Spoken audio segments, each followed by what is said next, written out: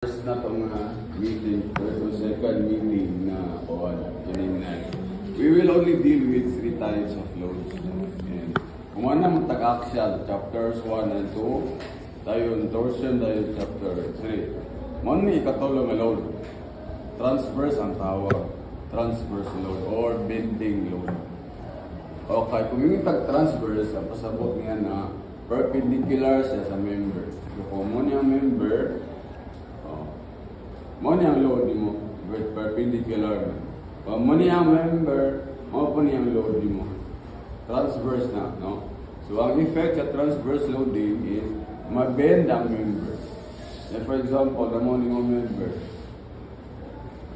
doot na ka po, mag-roller, mabawag mo ito, no?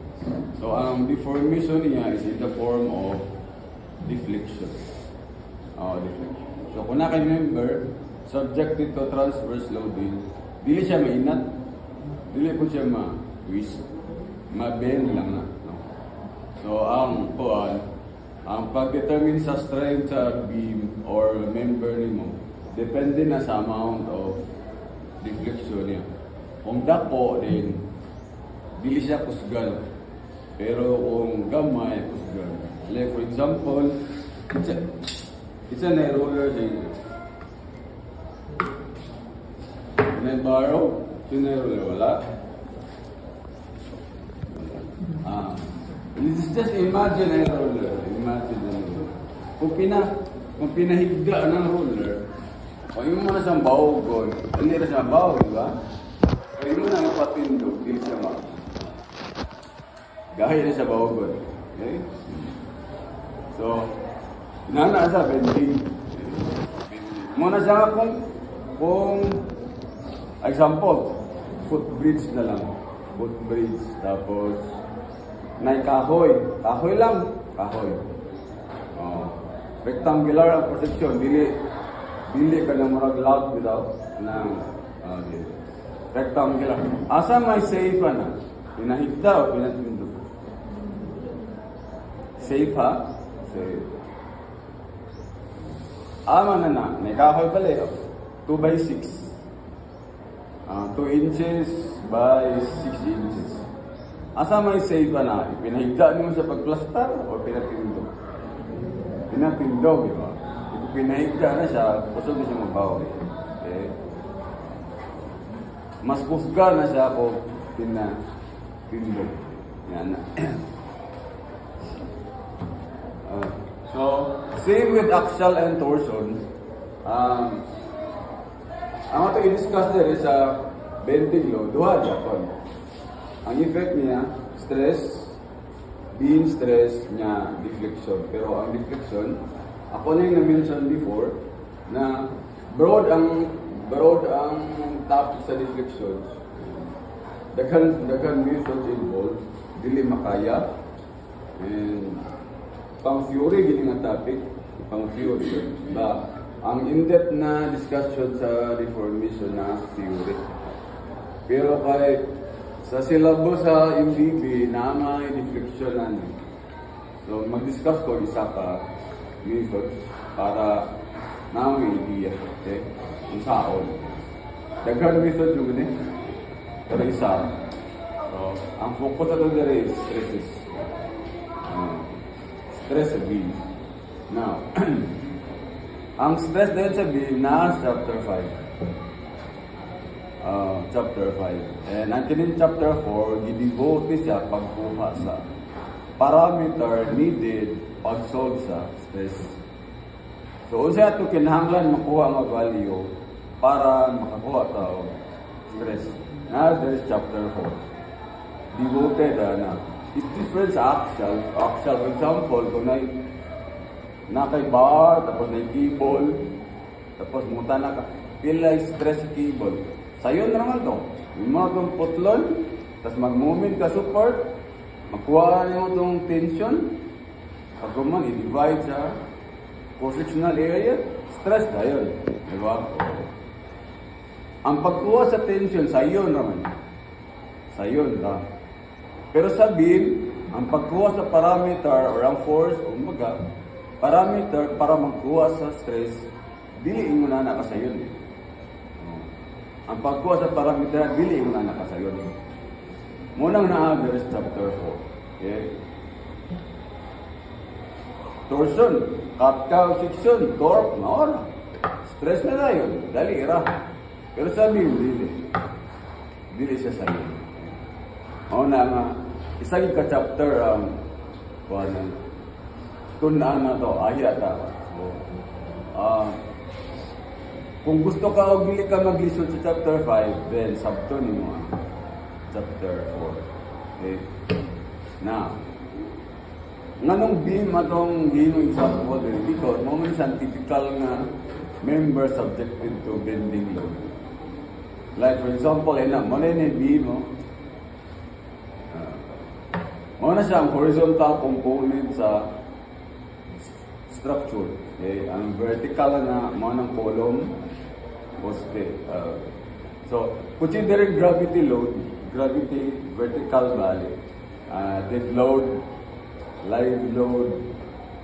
Dead load is dili patay. Dead load means na stationary. Pundo. Pundo. Live load is kanang moving. Anything dili siya permanent. Live load na. So, beam na, subjected to vertical loads. So, yun na yun. Muna yung pinakasikat na topic sa MDB. Kung nangutana mo alumni, or maybe higher year sa inyo, like fourth year, nangutana mo, kung sa subject sa MDB, usual answer would be shear and movement. Okay? Kung magbuhat ng survey, ang pinaka-highest daw, one answer is shear and movement. Talagsar ay alumni ringon na, torsion, talagsar. Okay? Usually shear and movement. Man yung pinakasikat. Maybe because dugay siya malimutan ng topic. Kaya sa succeeding nga mga subjects, naam ko din. Ang torsion, wala man. Talagsar. Shear and movement na third year, fourth year, until review, naan. So, with that, it means na kung CE ka, dapat kabalagaran.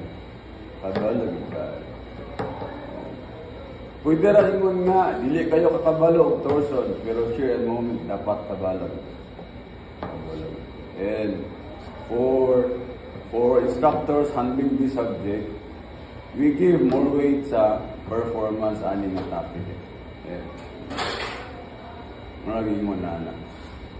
Maraw, kung sintinsahan ka, usually, mas bukat ni yung shear moment. Yun na. Maraw, kung kabalo ka, pwede na. Pero, wag you don't know wag. Masag. Inana ka importante ni topic. Kaya, nga naman, pagka next ano nga subject, naan ko diyan man. Nagid diyan. O na mas mayo na nga karon pa lang daan, nga first pa niya i-discuss, kabalo na kadaan. Kaysa dito na kas fourth year na kabalo. Nagpariya itong estudyante na kung siyuri, ayaw pa sa kabalo mag-movement. Late na. Late tingin ka daw. Siyuri naman, ayaw pa kabalo movement, na SRB mo na. O, maybe ang ubag sa inyo, wala kayo kasabot sa movement sa theory pa. I hope nga by this time, kabalo na mo movement. Eh, o. Kaya, gigamit na nato na chapter 1, chapter 2. Labaw, pag indamit na natin sa kabagi kag-movement. Pero sa to say, patong si Jante, ayaw pag sa kabalo movement pag theory na. Okay? O ka during midterm exam siguro to, na yung bonus nga pangutan na ito, o final man siguro to, na bonus kay one, write something about your biggest learning aning subject. To, mas taas pa yung answer at ito kaysa problem. Taas ka siya. Mura reporter ba? Ingon siya, mahayag, di siya kabalo. Pero, tunga-tunga sa iyang disulat ito niya disulat nga, grabe ang challenge, grabe ang effort niya. And eventually, nakalusot ka. Okay? So, katong ida tayo nga, second topic manguni sa theory. Balikan sa theory. Pero ang sa theory lang is, ang degree of difficulty, medyo taas-taas na. Taas-taas na. Ang degree of difficulty ba? Medyo taas-taas na. So, kung dili bali, kung igangon ka, pag about theory, panindig ka. Magiging mo na. So, pag-discuss mo itong topic, medyo nakubaan siya, to. Nag-double time siya para masabta. Nakalusot. Pero, too late.